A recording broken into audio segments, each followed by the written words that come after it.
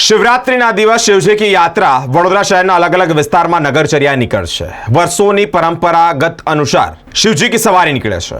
જગન્નાથ મહાદેવ ખાતે જ જ્યાં શિવજીની મૂર્તિ છે ત્યાં જ સત્યમ શિવમ સુંદરમ દ્વારા રથની સાથે સાથે શિવજીની મૂર્તિની પણ સાફ સફાઈ કરવામાં આવી રહી છે।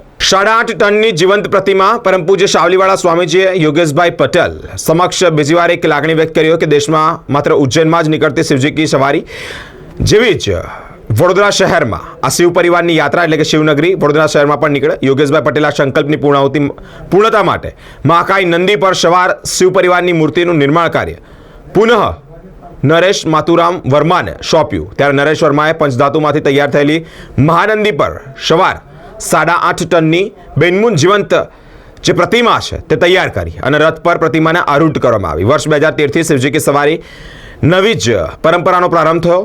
પહેલી જ યાત્રામાં શહેરની હજારો જનતાએ લાખો શિવભક્તોએ આ યાત્રામાં જોડાયા। જગન્નાથપુરીથી રથયાત્રાની યાદ અપાવી। 2013થી શિવજી કી સવારી વડોદરા શહેરનું એક નવું નજરાણું બન્યું છે।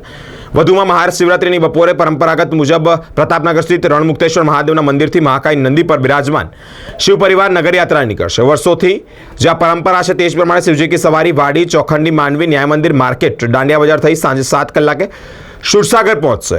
મહાઆરતી પણ થશે। અનેક લોકો ભક્તો જોડાશે। મહાઆરતી બાદ શિવજી કી સવારી પરંપરાગત રૂટ પર આગળ વધશે। ઉદય નારાયણ મંદિર સલાટવાડા ખાતે શિવજી કી સવારીનું સમાપન થશે।